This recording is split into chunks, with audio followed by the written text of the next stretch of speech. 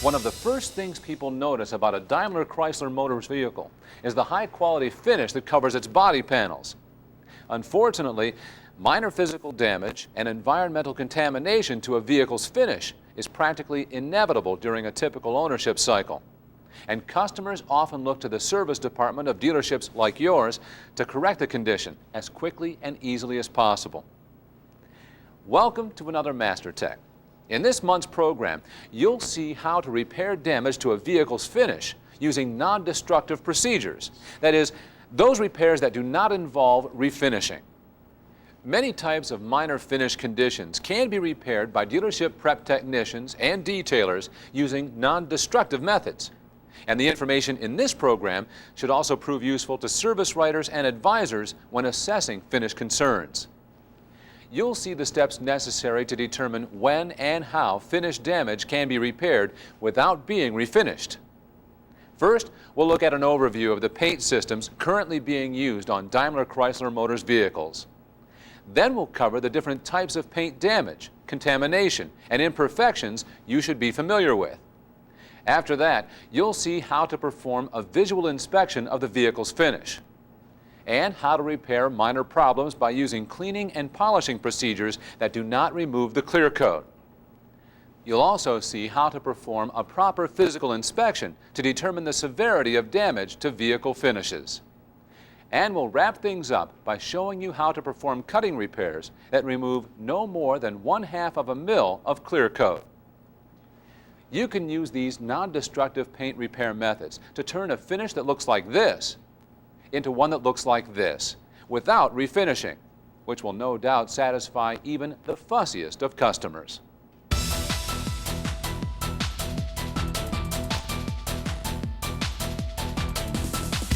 The paint systems currently in use on Daimler Chrysler Motors vehicles consist of up to 4 layers of different materials.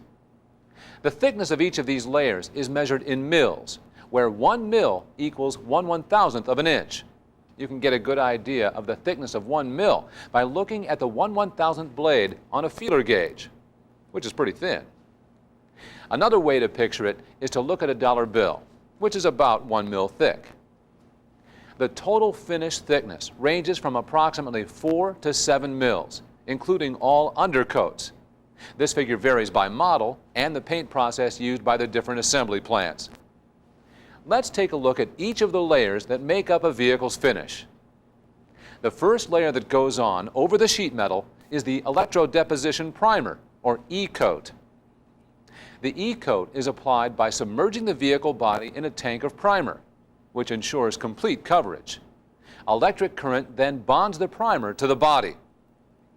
The E-coat is cured by baking the vehicle body in a large oven. The thickness of this primer coat ranges from 0.8 to 1 mil. On top of the E-coat, some vehicle bodies get a layer of anti-chip material. The anti-chip layer is applied to the entire body to help the finish resist chipping. The thickness is between 2.5 and 3 mils. Next comes the base coat, which gives the body its color.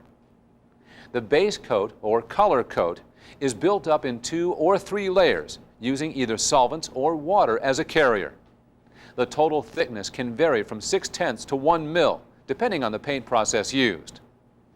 An exception to this is Dodge, Ram, van, and wagon, which have a base coat thickness of about 1.7 mils. The top layer in a vehicle's finish is the clear coat, which protects the base coat from damage while adding luster and shine. The clear coat consists of 1 or 2 different components and is heavier on horizontal surfaces. Its thickness ranges from 1.8 to 2 mils. You should be aware that Dodge, Ram, van, and wagon do not have a clear coat layer. Consequently, repairs covered later in this program do not apply to these vehicles. Now that you've seen the different components of a vehicle's finish, try answering a review question before we move on. Which of the following ranges best represents the total thickness of the finish on Daimler Chrysler Motors vehicles? A, 1 to 3 mils. B, 2 to 5 mils. C, 4 to 7 mils. Or D, 6 to 10 mils. The answer is C. While the actual value varies by model, the total vehicle finish thickness ranges from approximately 4 to 7 mils, including all undercoats, the base coat, and clear coat.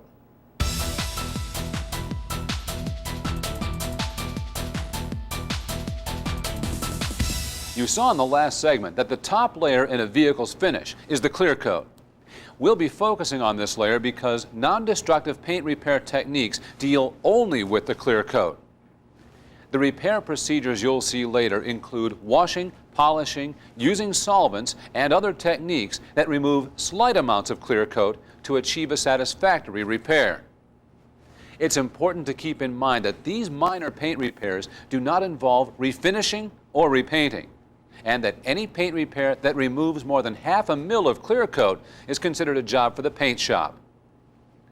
Before we get into the repair procedures, let's look at the different kinds of environmental and physical finish damage and their causes.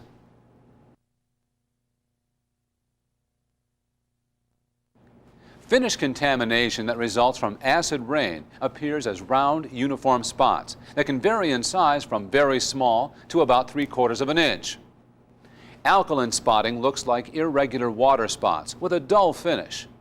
Severe alkaline spots may have rough edges. As water on a vehicle's finish evaporates, mineral deposits in the water are concentrated on the finish. This is especially true of hard water, which has high iron and calcium contents that can leave an alkaline residue. Due to their chemical makeup, bird droppings can cause surface flaws in a vehicle's finish. Etching in the finish can result if these droppings are left on the paint for extended periods of time. Bug damage shows up as spots of different shapes and sizes, ranging in severity from slight blemishes to peeling.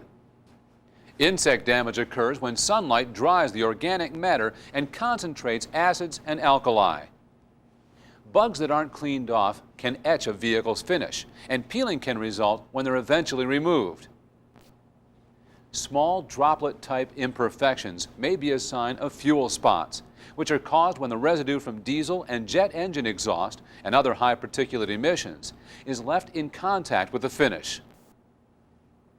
Roughness on the surface of the paint or small rings that appear rusty can be caused by rail dust or other industrial fallout. These conditions are caused by ferrous dust or other tiny steel particles that become embedded in the finish. The residue on the vehicle finish contains iron that oxidizes, causing the damage.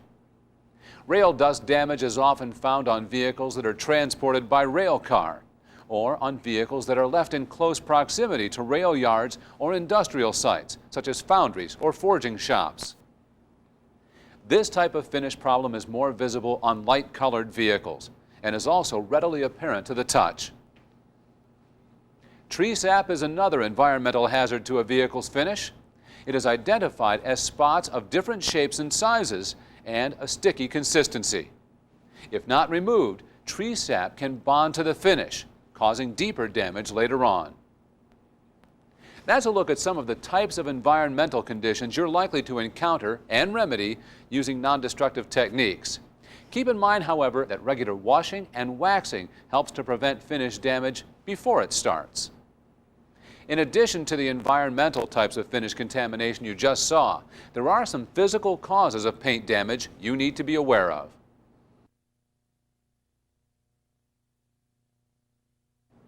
Orange peel is varying areas or unacceptable amounts of small, uniform imperfections in the finish resembling the texture of the skin of an orange.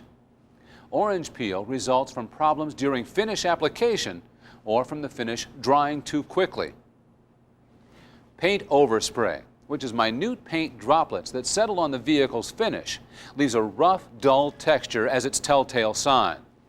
Now, quite obviously, this happens when a vehicle is left in close proximity to those areas where paint is being sprayed. Paint sags or runs appear as drips in the finish, and minor cases can be repaired using non-destructive methods. Sags and runs also signal trouble during the application of the finish, as well as insufficient drying time between coats. We've all seen scratches of varying degree, which are caused by contact with objects moving across the finish. minor surface scratches can be repaired using the non-destructive methods you'll see in this program. Areas of the finish that appear discolored, white, or milky are called whitening, sometimes called fogging or clouding. This condition can be caused by aftermarket items, such as front-end covers or magnetic signs. Whitening can also result from transit films that stay on the vehicle for extended periods. Before we look at the tools and materials needed for finish problem diagnosis and non-destructive paint repairs, try another review question. What type of finish damage is pictured here? A. Orange peel. B. Rail dust. C. Acid rain. Or D. Fuel spots. The answer is B. Due to its metallic content, rail dust and other industrial fallout can cause rings and roughness that may appear rusty.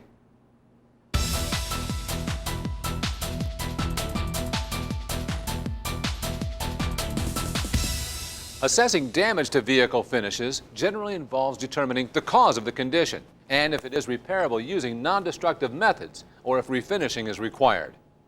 There are a couple of things to keep in mind when assessing finish damage. First and foremost is that the severity or depth of the damage will determine the repair procedure. Specifically, your diagnosis of the problem must determine if it is a surface blemish or etching into the finish, and how severe the etching is. Surface blemishes can be corrected using methods that do not remove any amount of clear coat, while etching into the finish can be repaired using cutting repairs that do not extend the damage any deeper than 1/2 mil into the clear coat. And don't forget that any etching in the clear coat that is deeper than 1/2 mil must be repaired by refinishing. So basically, finish damage diagnosis is determining the cause of the damage and how deep it goes. A few simple tools, all of which are available through PSE, help you do this, such as a magnifying glass, which may also include a light to help you identify the source of the problem. An illuminated microscope can make it easier to determine how deep damage like surface scratches are. Some type of mill gauge should always be used to check the thickness of the finish before and during cutting repairs. An electronic thickness gauge is the preferred tool for doing this, as it is more accurate and gives more consistent readings than the pull-off type mill gauge. A heat gun is useful for repairing paint whitening or fogging due to a transit film. There's a TSB out that gives details on using the heat gun to correct fogging. The TSB number is 230598. Clay body bars are often used to repair minor problems such as industrial fallout or paint overspray. Mopar's fallout removal kit contains a clay bar that does a good job on things like rail dust contamination. Solvents such as isopropyl alcohol, Mopar Super Clean, and others can take care of bugs and tar, bird droppings, scuff marks, and similar blemishes. Wipe these types of solvents on with a rag to remove the contaminants. And remember to follow the appropriate safety and waste disposal guidelines. Compounds used either by hand or with a buffer, such as cleaners and polishes, are suitable for removing minor finish problems. Be sure to use a good buffer operating at speeds not exceeding 1800 RPM, which is appropriate for non-destructive repairs. Using the proper cutting and finishing pads is also important, as they will affect the overall quality of the repair. This is also true of the sandpaper you use. High-quality papers designed for correcting finish problems have a more uniform grit than those used for paint removal. Sandpaper with grits ranging from 2,000 to 3,000 are recommended. Be sure to use good quality sanding blocks too. The first thing to do when faced with repairing finish damage is to perform a visual inspection. Inspect the area of concern closely, looking for telltale signs of the cause. It's important to identify the area with the worst damage. Also, use your sense of touch to identify finish problems that may not be readily apparent, such as rail dust or overspray. Use a magnifying glass or illuminated microscope to decide whether the condition is on the surface or if etching into the clear coat has occurred. Remember that if any primer or bare metal is observed, Refinishing the area is automatically required. Let's look at the procedure for correcting surface blemishes where the steps follow an increase in aggressiveness, but do not remove any of the clear coat. First, wash the affected area with water and a liquid cleaner such as Mopar Car Wash. Dry the vehicle thoroughly after you're done. Then use an appropriate wax and grease remover to prepare the surface. For conditions such as paint whitening or fogging, use a heat gun to raise the temperature of the finish, which is sometimes all that's needed. Clay bars, such as those in the Mopar Fallout Removal Kit, should be used next according to the instructions included. Try applying solvents such as Mopar Super Clean or equivalent with a rag to rectify the situation. Keep personal safety equipment and proper disposal practices in mind. If the blemish persists, mild hand polishing with a good quality polish is in order. This can remove many types of minor surface damage, including shallow scratches. If the finish damage is not repaired using the techniques you just saw, you'll have to move on to a physical inspection and more aggressive methods. We'll cover those next, after you try answering another review question. True or false? The most important factor in determining the repair process is the depth of the finish damage. That's true. The main point of finish damage diagnosis is to determine the severity of the damage, and therefore the procedure used to repair it.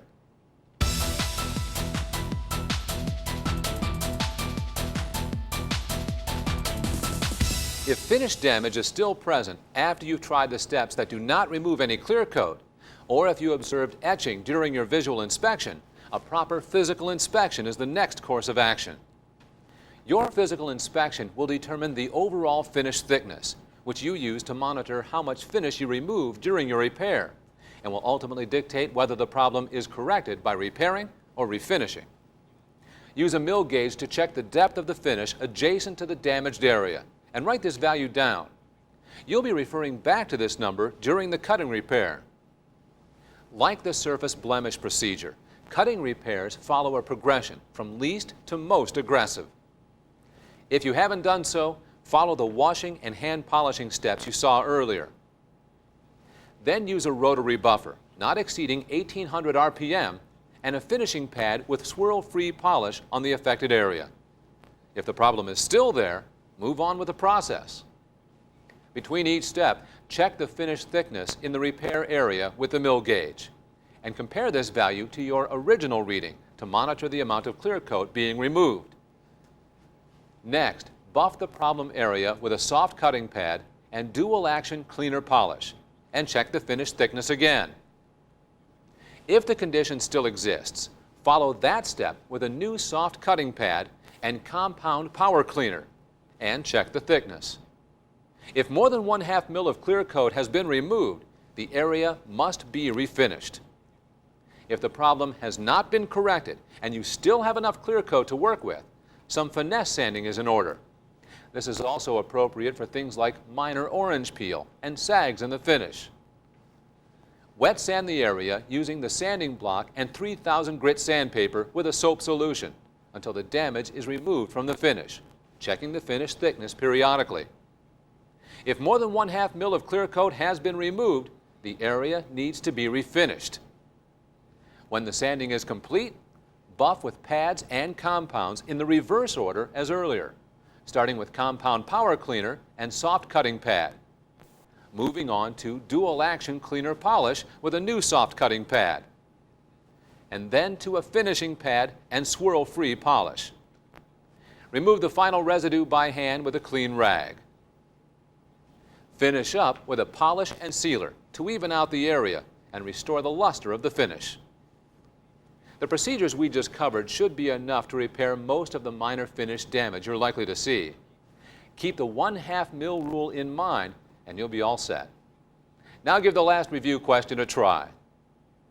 Before beginning a repair, the measured finish thickness is 7.3 mils. After removing the damage by finesse sanding, the finish measures 6.6 mils. What should you do next? A. Buff with a wool pad. B. Apply a quality wax and hand polish. C. buff with a finishing pad and light finish restorer. Or D, send the vehicle to the paint shop. It needs refinishing. D is the correct answer. 7/10 of a mil of clear coat was removed, and any repair that removes more than 1/2 mil of clear coat involves refinishing.